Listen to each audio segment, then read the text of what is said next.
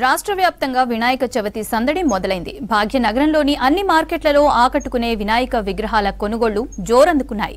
పండగ సమీపిస్తుండటంతో బొజ్జ గణపయ్యల తయారీకి పెట్టింది పేరైన ధూల్పేట్లో కొనుగోలుదారుల సందడి మొదలైంది. వివిధ ప్రాంతాల నుంచి తరలివస్తున్న మంటప నిర్వాహకులు గణేశుడి విగ్రహాలను తీసుకువెళ్తున్నారు. ధూల్పేట్ నుంచి మరిన్ని వివరాలు అనిల్ అందిస్తారు.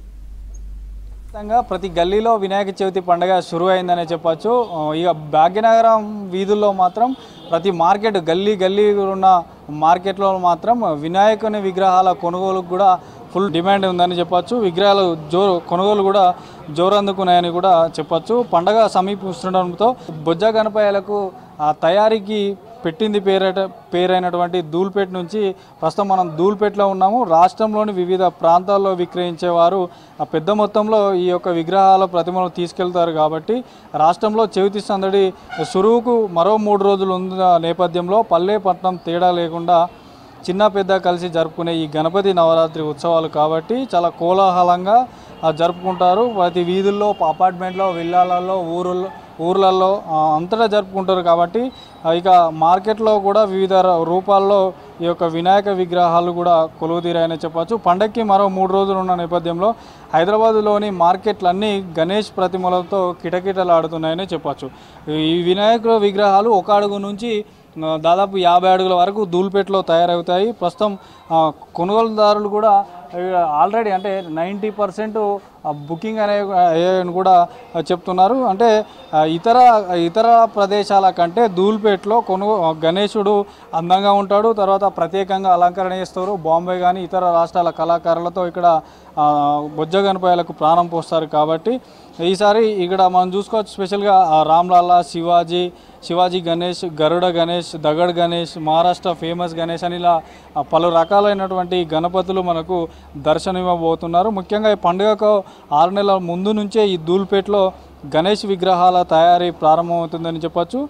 వేరే రాష్ట్రాల నుంచి కళాకారులను ఇక్కడికి పిలిపించి చాలా చక్కగా అందంగా తయారు చేయించడం, తర్వాత వాటికి రంగులద్దడం లాంటి పనులు పూర్తి చేశారు. తర్వాత ఈ విగ్రహాల తయారీ పైన ఇక్కడ చాలామంది కార్మికులు కానీ కళాకారులు కానీ ఇక్కడ ఆధారపడి కొన్ని కుటుంబాలు ఇక్కడ ఆధారపడి ఉంటాయని కూడా చెప్పచ్చు. రకరకాల విగ్రహాలను ప్రత్యేకంగా తయారు చేయించి విక్రయిస్తున్నట్టు కూడా ఇక్కడ వ్యాపారులు చెప్తున్నారు. ముఖ్యంగా వివిధ జిల్లాల నుంచి కూడా చిన్న పెద్ద యువత మాత్రం చాలా వినాయకుల్ని కొనుగోలు చేసిన తర్వాత గణేష్ ఆగమనం అనేది ఉంటుంది. అక్కడ డప్పు చప్పులతో ఇక్కడ నుండి చాలా ఎంజాయ్ చేస్తూ కూడా నగరవాసులతో పాటు ఇతర ప్రాంతాల నుంచి వచ్చేవారు కూడా ఈ గణేష్ను ఈ ధూల్పేట ప్రాంతం నుండి తీసుకెళ్తారు. చెరువులు కలుషితం కాకుండా మట్టి వినాయకుల్ని పూజించాలని ప్రభుత్వం తర్వాత స్వచ్ఛంద సంస్థలు చెప్తున్నా కూడా పెద్ద అంటే ఎత్తైనటువంటి వినాయకులను పెట్టడానికి ఎక్కువగా యువత కానీ ఎక్కువగా చూస్తుంటారు. కాబట్టి ఈ పెద్ద వినాయకులను తయారు చేయడంలో మట్టితో సాధ్యం కాదు. కాబట్టి